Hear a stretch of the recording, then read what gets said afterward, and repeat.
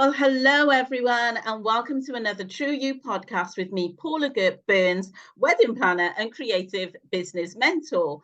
So this is a place where we have open discussions to understand who we are in order that we can live our lives to the fullest.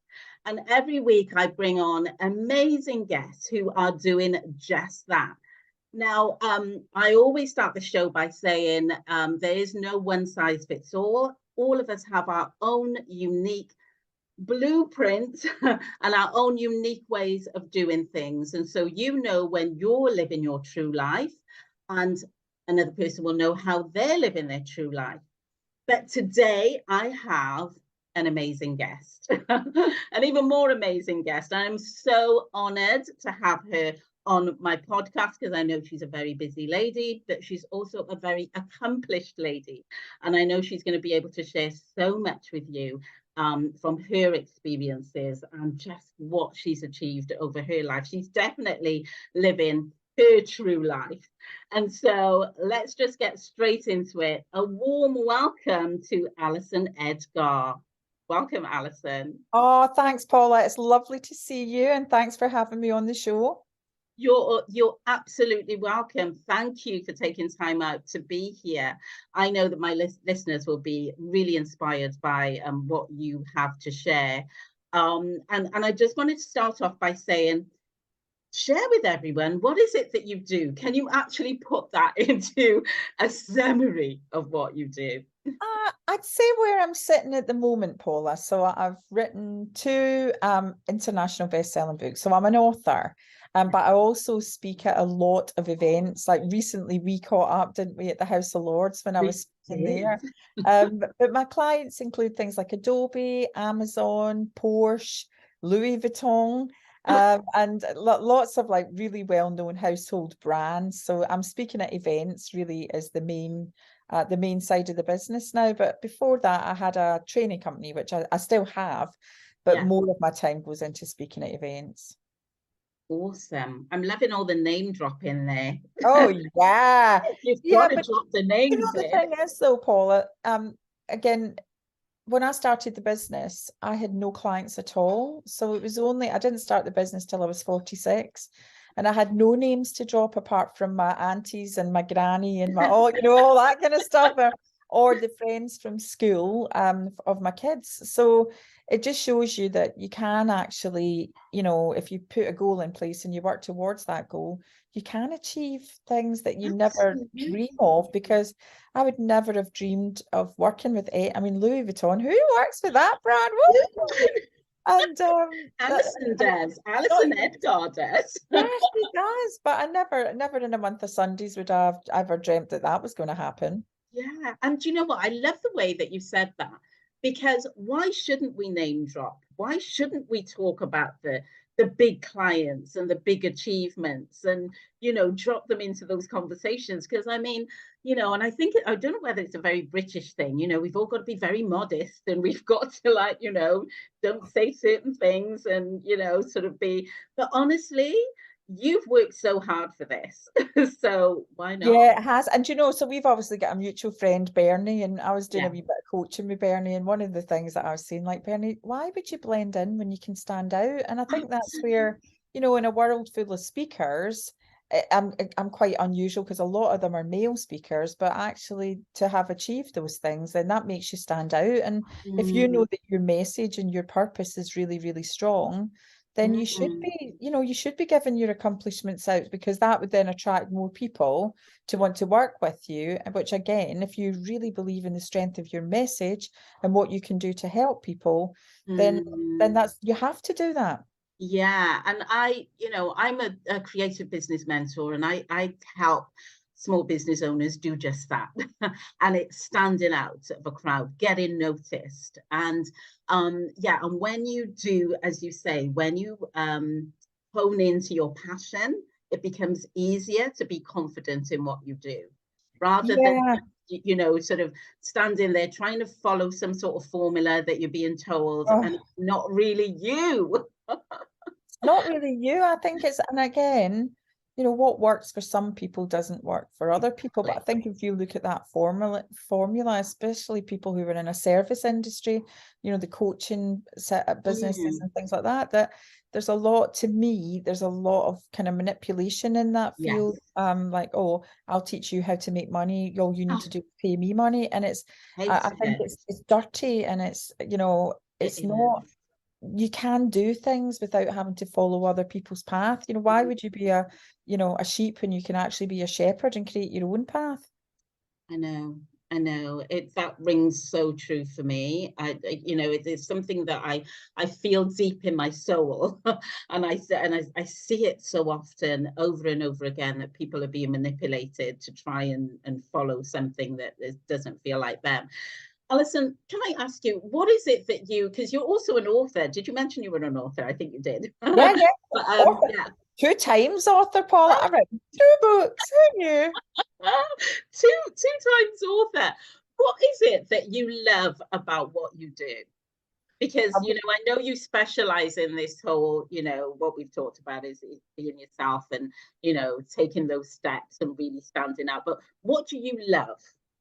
I certainly don't love writing books or narrating them, Paula, because I'm dyslexic and it's my biggest challenge. So, in saying that, I was saying the other day, oh, maybe we should do a 3rd one. But again, I'm putting it off that as long as I possibly can until the timing's right to write that 3rd one. But I think, so I know this is going to sound a bit odd, but I don't know, like, really what I do and how I actually do it. But I inspire people, right? So I'll put my hand up and go, people find me inspirational. Again, and it's interesting, you're talking about the true life.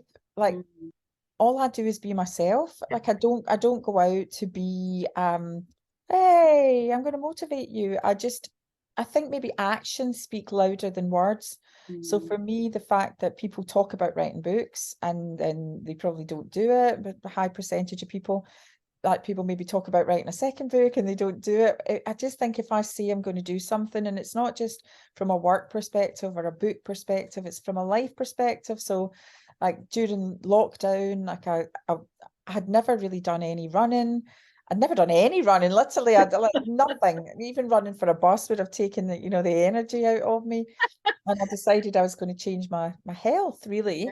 And I went from couch to 5K, couch to 10K, couch to half marathon, climb Mount Snowdon. Amazing. And now I do boot camp and I do gym regularly. So I think that the reason that people are inspired and motivated by me is I don't just talk the talk, I walk the walk. And I think that helps them to believe that they also can do things that they never thought were possible. So I would say that's what inspires people, rather than, you know, I think it's the actions rather than the words that people can see. I like the fact that you said, I like that, because you can't put your finger on it, why people find you inspirational. And that's I'm being my true self, Paula. That's all I'm being. That's everybody else is taken, as they say, isn't it? So all I can be is me. Exactly. I know. You mentioned about the book, and it's like, oh gosh, do I have to do another book? And you know, you've got this best-selling books and everything. And I'm with you there in terms of, I love writing. I am really creative in that respect, and I do love writing, but I'm also very impatient. So when I think about writing a book, I'm thinking, oh my gosh, this book is going to take forever. How can I break it down into little parts so that I can create a book? And I haven't written one yet because I haven't got myself into that mindset yet to do something longer. So I understand what you mean about, like, you know, putting a book together, another book together. But you're doing so well with the books that you have. Yeah, I've got another topic that I cover though when I'm speaking, and it would just help, I think, give it a bit more strength to the message as a leave behind. Because although I touch on some of the topics in the other 2 books, this one would be specific to a topic that I do. So you never say never. You know, do it. You'll do it when the time is right. I think that's the thing, isn't it, Paula? That it's all about timing. You know, and people say to me, oh, hang on, Alison, you didn't start your business till you were 46. Do you wish you'd done that earlier? No, I genuinely don't, because actually, like, I've got 2 boys, and like I'm in admiration to women who can work full time or run a business full time and bring up their kids and do everything. I couldn't have done that because I'm kind of like, I'm kind of all or nothing. So Yeah. like when I was bringing up the kids, yes, I worked part-time, but I couldn't have dedicated time to starting a business. So it was only when they went to high school that I could give up my job and, you know, have a wee bit more freedom around my time that I could dedicate to the business, because starting a business is literally like having a newborn baby. It is all consuming. Yeah. And again, now, touch wood, I incorporated in 2014. So like the baby's now a 9-year-old child. So a bit like a 9-year-old child, you Yeah. don't have to be as hands-on with it. You know, you've already got that routine kind of going on. So, and they go to school part-time, so you don't have to do, or they go to school so you get some more time back. So it's the same thing, that, you know, when you've got your business structured in a way that you don't have to be, you know, hands-on 7 days a week, 24 hours a day, definitely gives you a better quality of life. It does. It does. Talking about children and your baby, I'm going to ask you a question now. I always ask this question in my podcast. Tell us a bit about your childhood. How you know, and it's like to get a feeling of the journey, because like you said, the timing was right for you to start your business when you did. But how did, you know, what was your I feel like sometimes, well, most of the time, as we are as individuals, it tends to sort of develop when we are young, and then when we come to the point where we're doing this thing, which is our true selves, we can always sort of take it back to that time when we were youngsters, and maybe something that ignited in us at that time. Yeah, well, I think, because I think the other thing, before I tell you about the sort of start, is I think sometimes, and I've done it myself, I've been guilty of it, when I look at people that are successful people in their field, and I go, "Ugh, well, it's all right for them, because they probably had like things handed to them on a plate, or they probably had university education or private school education or whatever." And you know, you kind of are comparing, Yeah, because I think you don't want to believe that people can actually do things from scratch, if that exactly. makes sense. Yeah, So I'm from Clydebank, which is it was a shipbuilding town just outside Glasgow. So it's known for quite a few things. The QE2 was built there, but like my favorite thing is Marty Pello from Wet Wet Wet was also from Clydebank. oh my goodness. And my mum was a cleaner, so my mum used to go out and clean the schools in the morning. She'd come back. My dad worked on the shipyards. Then when my dad came back, my mum would go back out and clean the schools. So I come from a family of grafters, as we would say in Scotland. Yeah, So I think my work ethic definitely comes from my parents, who were very working class, but very hardworking. yeah. So I struggled with education. So it wasn't that I didn't enjoy going to school. I enjoyed the social life of school, but I had problems retaining things. So like spellings or any information, like even if I'd gone through it, I'd go back the next day and it wasn't in my head. Yeah. We now know that as dyslexia, but at that time I just really thought I was thick. So you know, we came from a family with no money.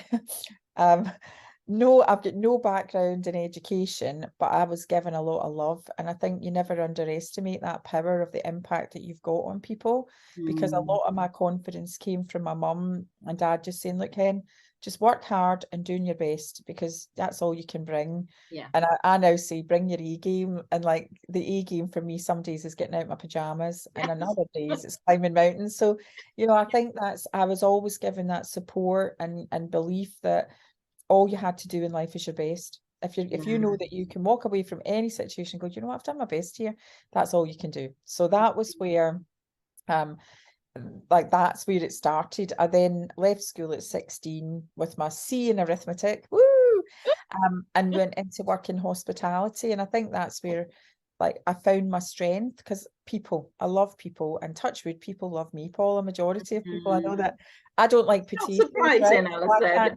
I can't, you know, like most people love potatoes, I don't. So you can please some of the people some of the time, but not all of the people all of the time.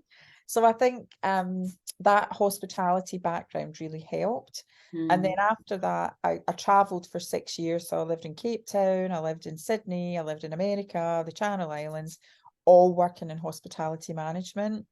And then when I came back to Scotland, I went back into hospitality and then met my husband, Neil. So Neil and I have been married for 25 years. It was our silver wedding last year. And he is a software developer. So he worked Monday to Friday, 9 to 5. So I had to get a real job that didn't involve shift. Yeah. So I worked in the first ever call center that BT opened in Motherwell, doing business to business sales. So I then went into a sales background. And I think that's what has, I mean, I think if you can sell, you can do anything, literally. And I think everything we do in life is a sale, but it's such an underestimated skill. Yeah. And a lot of people are frightened of it, and because like it's wrapped in rejection, and so many people fear rejection that they won't go out of their comfort zone to do things differently in case they get rejected. So yeah, so that's a wee bit where it starts. So I had, you know, people might look at me now, Paula, and go, oh, it's all right for her. Oh, she's got this, or she's got that. I had nothing, literally nothing in there. So yeah, it's possible. If I can do it, anybody can. Anybody can. Yeah. And I hear that all the time as well. People saying, it's okay for you, it's all right for you. And it's something that we hear over and over again. And you know, you're bringing up all of the phrases that are dear to my heart in one shape or form, whether it's negative or positive. But you know, I can tell that you're my person, Alison. You're bringing up so many things that that mean something to me and that I hear in life all the time. And I try and encourage other people to think about, you know, and this is, you know, mainly what this podcast is about as well, is to, you know, when the listeners are listening, that they, you see people who are achieving things or hear about people who are achieving things and realize that they can do it too. Because it isn't some mythology or some magic. It is magic, but it's your own magic. It is magic, but it's your own magic. So did you feel like you ever lost your way? All the time. Oh my God, how many times have I been down the wrong road? I think in life I've gone through I could talk all day. I don't know if I'm putting this in the podcast, but yes, the answer to that is definitely. I would say that's what I like to hear. Again, people think it's smooth sailing. And that's why I want to get these messages out there. It is not smooth sailing at all. We all lose our way. I think that it's interesting. I lost my way a lot when I was younger. I mean, I think there was a lot of like I think maybe my mum thought I was either going to make it big or go like make it into prison. You know, literally there was a lot of trouble at the start of the journey. And I think spirited, I'd say that I'm quite spirited. There's a difference between spirited and argumentative. And I think it's taken me a long time to figure that one out, Paula. I'd say like, you know, people say, did you ever, oh, you know, there's no point, you would never have thought of giving up your business, or you would never, all the time, like literally when things haven't gone according to plan. You know, I can remember at one point, and that's not that many years ago, it was just really tough. And like we were struggling to get inquiries. Still, like our phone never really rings. I've got to do things proactively to get business. So you know, there was a lot of stuff there. And I can remember I'm friends of the FSB, like some of the senior guys at the FSB, and there was a job vacancy. And I phoned up one of the guys and I said, do you think I should apply for that? I said, I just don't think I can carry on anymore. I don't think I've got the strength to do this. You know, I don't know if I've got the inclination. I don't know if I've got. And he went, he said, well, I can put your application forward and you would be really great for a role. And he said, but you're an amazing entrepreneur and you're just going through a really tough time at the moment. And, you know, I'd urge you to try and find your strength again, because people need you to have that strength. And I think that's where, you know, it's okay to have gone down wrong paths or do things differently. Like, I mean, I've recruited some, like the first ever employee that I took on was completely the wrong employee. I was paying her too much money, more than me. She was horrible to work with. She was my old boss, and it just wasn't working. So there's another wrong road, like bringing the wrong people into my business. And I think again, you call it the wrong road. I don't even know if it is the wrong road or the wrong path, because you go down there to learn and make a mistake so that you can actually go down There the you right path go. the You're time. my So, person. You're my person. you There know, you so go. again, you can, if you take anything that you do that you think, oh, that wasn't great, and take that as a learning and become a strength, then that's how Yeah. you've got to go through. I call it you know that, I don't know if you know, Paula, but on the M42 at Birmingham, or at like Warwick or whatever it is, there's this massive roundabout, and it's like it's so many junctions. It's like you get this way to get Yes, I think I this way to know get it. onto Yes. this one. It's huge, and it's a horrible, horrible roundabout. Yeah. And the number of times I've gone off at the wrong junction on that roundabout, and I think that's just like life. What happens? Well, you need to get back on the roundabout Yeah. again and find the right one. And when you come to that crossroads in life, like for example, do you carry on your business, do you give up your business, do you get a job, do you do this, do you do that, sometimes you just keep going round the roundabout until you find the one that's right. Or Right. again, if you've Yeah. gone, I'm starting, and I think specifically a lot of people want to start businesses, and they're not doing very well, they're not making much money in it, Paula, and they're scared to say my business failed, or they're scared to say, oh, maybe I wasn't cut out for this or whatever. Then there's no shame in taking a wrong road. It's just about getting back on and finding the one that's for you. Exactly. And having that focus, because if you know it's the right thing for you, I mean, you sort of mentioning there's times, all of us in business, we go through difficult times, and it's like, just to survive, we have to take a job, or we have to take something on to keep us going. And I remember I went through a time earlier on in my business in the early years, and I think it was like the first recession that we went through. I mean, my business is 18 years old now. I cannot actually believe that. But in that time, I remember things were so difficult, and I thought, I'm going to have to take on something part-time or something to bring in some money while I'm trying to keep things going. And it never occurred to me to shut my business, because I knew it was my dream, it was my baby, I wanted to keep it going. And so I was really focused on the fact that I didn't want to lose, my passion for my business and just start working for somebody else. And I remember, and I tell this story over and over again, because it really inspires people to think, well, actually, I can see what you did. And in those days, it wasn't online recruiting. So you weren't like signing yourself up to an online recruiter or anything like that. You had to walk into a recruitment agency and ask them, have you got anything on your books? And I remember walking in, and I said to this woman behind the desk, right, I'm a wedding planner, and, things are very quiet at the moment. So, I'm looking to get something that is just going to supplement my income. And I told the story as it was. And I said, I want something in events. I want it to be flexible. I want to be able to work from home sometimes. And she just looked at me as if I had two heads. She was like, what is this woman talking about? There's no way she's ever going to find anything like that. And I walked out of the office, and I thought, that's what I want. I don't want something that's going to take me away. The next day, this woman was on the phone, really Wow. excited, going, oh my gosh, I found the perfect job for you. I found the perfect job. And I think I was even shocked. I think in the back of my mind, I was thinking, it's a pipe dream. I'm never going to find. And she found me the perfect job. And she found me the job working with Marie Curie Cancer Care.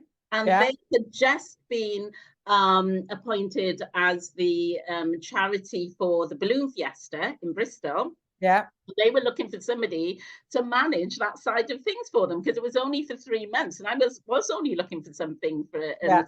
a basis. Oh my gosh, it was the perfect job. I met some amazing. Timing, it comes back to that timing again, doesn't it, Paula? Exactly, absolutely comes back to that timing. So my next question is, did people, when you were, obviously you're living your truth, you're living your life, you're doing your thing, when you started sort of going down that road, was it scary in a way that people were like, did you have like negative feedback from people saying, why are you going down this road? But Yes, the answer to that is yes. So I've got a group of friends, and we were all great friends. All our kids went to school together. And again, I think this is the difference. Like when you start a business, it is like having a new baby, and you become like a business bore, because all you're obsessed. All you want to do is talk about your business, and you also kind of really want your friends to try and help you launch your business by like giving you connections or being that. And again, they were like, oh, can you, well, I don't know why you're doing that. Why don't you just go and get a job? Or why don't you just, and I'm like, I don't want to do that. I want to do this. So I think it changed the relationship. The relationship was never the same. And touch wood, my kind of anchor was Neil, my husband, has always believed that I can do it. Like he's always had that belief. And even when I say to him, you know, not now, but like back in the times when it was really tough, and I go, maybe I should get a job. And he's going, but you've come so far, Alison. Reflect back on how far you've come. It's just wait, just be patient, it will happen. So I think he was always the rock behind it. And even in the days that I didn't have the belief, he had the belief for me. But I think the other thing that really helped Paula was taking on a good team of people to work with me. So I learned from taking the wrong path in recruitment that I need young people inspire me. Well, you know, as you know, your niece inspires me massively. So and I think I interact better with young people. They give me more energy. So when you take on a team, it's not just you're responsible for. It's obviously everybody's salaries and everybody's welfare and everybody. And I think that gives me that extra level of strength, because it's not just about what I want anymore. It's about what everybody needs from me. And that makes me drive forward. That makes me, I say, work harder, work smarter to make sure I'm getting enough revenue to pay everybody's wages. So that was definitely a game changer for me, was, you know, having other people that were the right people and getting rid of the ones that were the wrong people. And it sounds quite, I think people is, again, when people react negatively, they don't do it through anything else rather than really genuinely caring for you. They want you to be safe. They want you to be financially stable. They want you to be doing that. So they're not doing it from a place of malice. They're doing it from a place of care because they want that. But it's just, I think, having that, you know, just the right people telling you the right things at the right time. Yeah, exactly. You know, being surrounded by the right people, like you said, you know, and you are going to get times in your life where, you know, people are going to come and go. So, you know, and I love that saying about people come into your life at the times when you need them. Yeah. You know, some people are for a lifetime, some people are just for a season, some people are just for a specific project. And, you know, and sometimes we get our lives in such a state, or we take it also personally, that we're trying to hold on to people in our lives that are only meant to be there for a short minute. Yeah, but I think it's interesting because if you looked at, and that's the thing about, one of the things I would say is that I tend not to burn bridges, that I've always, because we've not seen each other for years. And, you know, I could walk into a room like we did when we were at the House of the Lord, and it's like you just pick up with people because you've not done, you know, you've always got everybody's back. And I think it's keeping those relationships open, that, you know, and I think that comes back to being your true self. Like if you're yourself, you're not acting as if you're that person, because you can't keep that up. And that's where that fakeness comes in. Whereas if you're just being yourself, right, it's really easy to be yourself. There's no pressure under being yourself. And if you just genuinely, like I genuinely care about people, and that's what drives me forward. So I think that it makes it easy that, yeah, people are in for is it a reason or a season or a reason, whatever it is, you know. But you don't have to overthink it, do you? Yeah, but you've always got that connection that you can contact if you need help, or you need information, or you need something else. It's always there. Yeah, absolutely. I'm going to wrap things up with a few quick fire questions. I call them quick fire questions, but sometimes we chat a little bit more about them.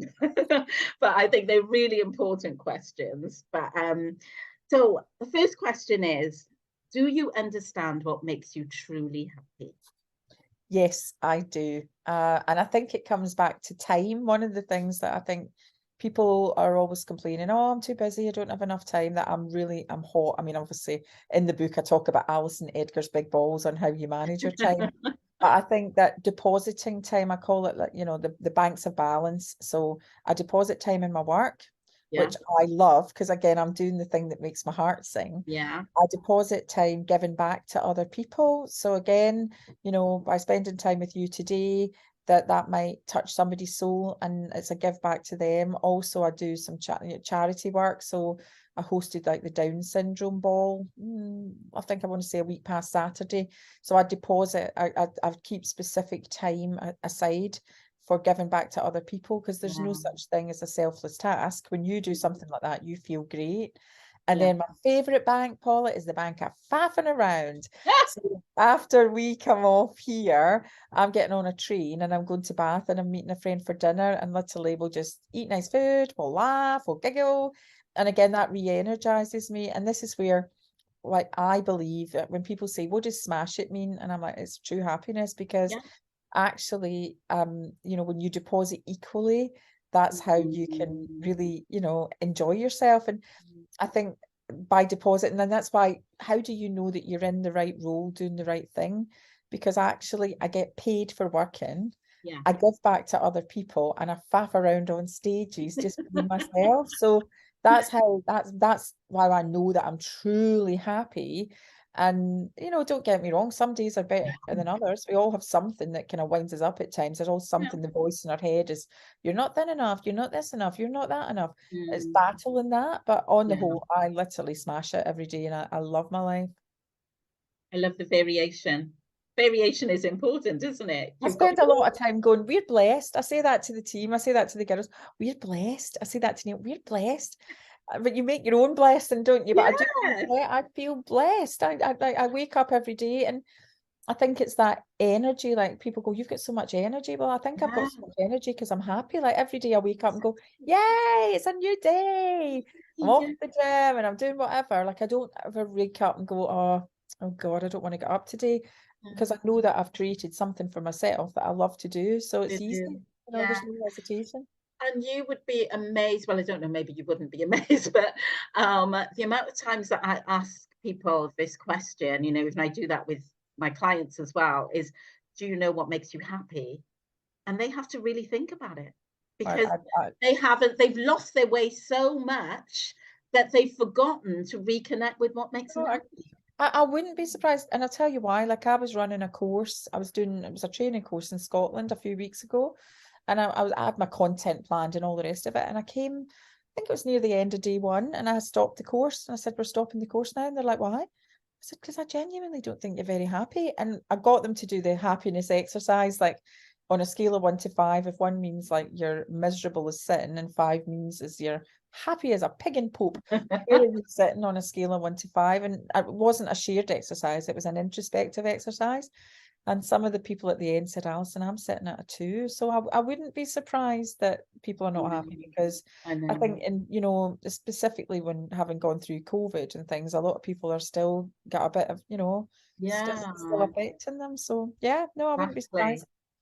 How are you with getting still to feel emotion?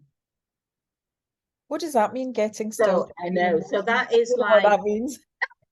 I know people ask me to always explain it. It's like that thing where you give yourself space and to feel that energy of whether this is the right place for you to be, or whether it's not, or whether you need to change course. It comes from the fact that some people just keep meandering along, and then all of a sudden they find themselves in a situation where they think, how did I get here? You know, how did this happen? No, I think that the direction that I take is all planned. It's all set by goals, and it's all got a purpose and a direction to get there. Yeah. So everything, even things like the books, or I've got a new TV show that's coming out on Amazon next month. Like, all of that was all part of the plan. Everything's part of the plan. So I've taken the steps to get there. So I don't feel like I'm where I am now by accident and meander, and it's just all been like driven, hard work, direction, goal setting. But I do believe that taking time to think and reflect is important. And I meditate, so I use the Calm app. So I'd meditate. I meditate every day to get my thoughts back in, try and working on my breathing, try and calm things down, because it's easy for me to just go at a million miles an hour and just here we go, blah blah blah. So I have to work, and I find meditation really difficult. So that's a skill that I'm still trying to master, because my head And a lot of times, again, I've got arthritis, so my body, I work hard on my fitness, but I've left it a bit too late to start, if that makes sense. There's a lot of damage already been done, but I look at that sort of, my head works a hell of a lot faster than my body, so I've got to try and slow my head down so that they're working in tandem with each other, and that's where the meditation for me really helps. Yeah,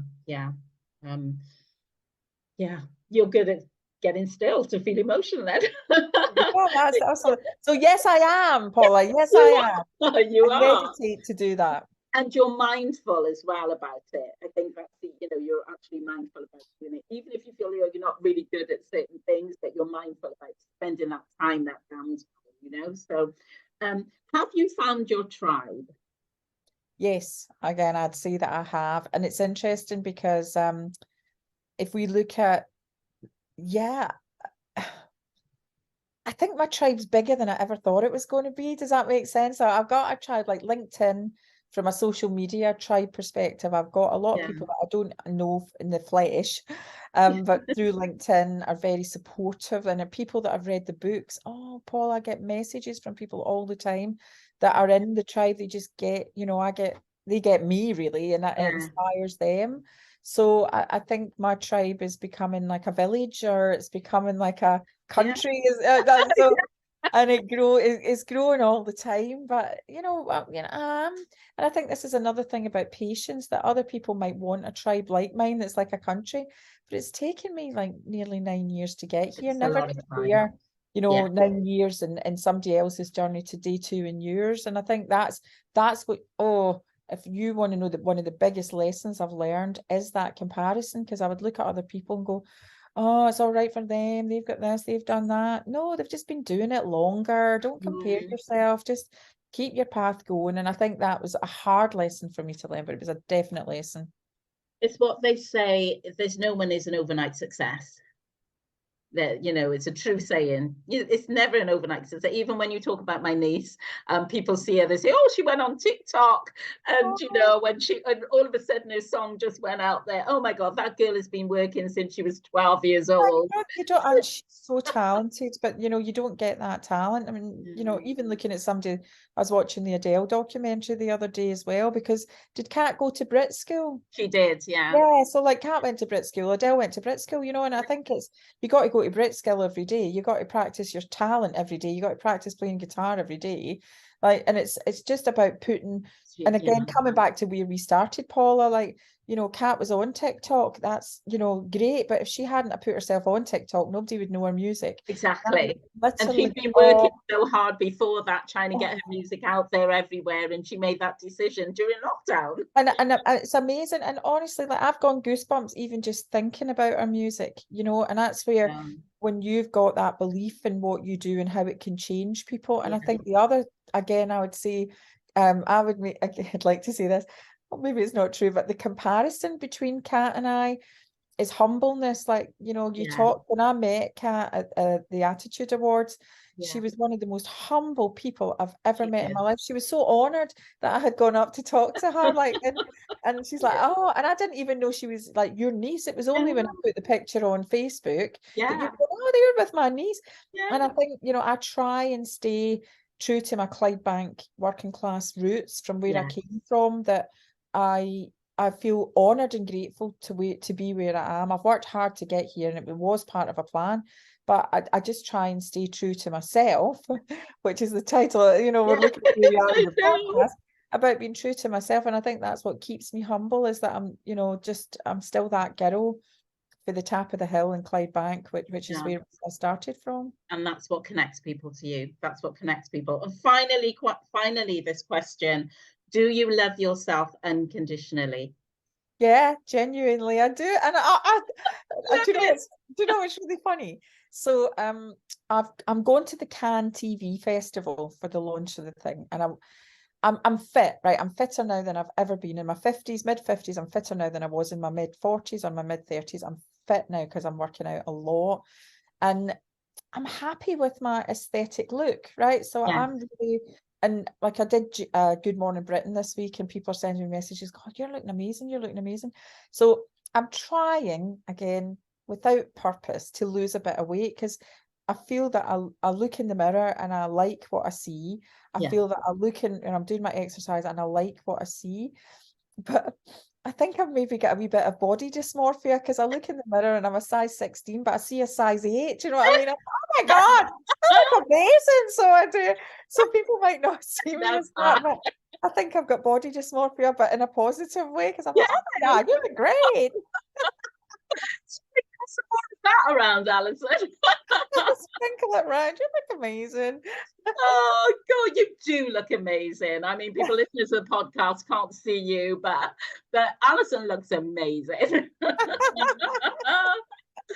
Alison, thank you so much for being my guest today on the podcast. Oh, you're welcome. Thank you for having me, Paula. It's been an absolute pleasure, and best of luck with the podcast. Oh, I absolutely loved it. So I will obviously share links about you so people can find you and your books and all of that type of thing. And everyone who's been listening to this podcast, I am sure that you have been inspired. I am absolutely sure. I will be back next week with another amazing guest. But in the meantime, keep being the true you.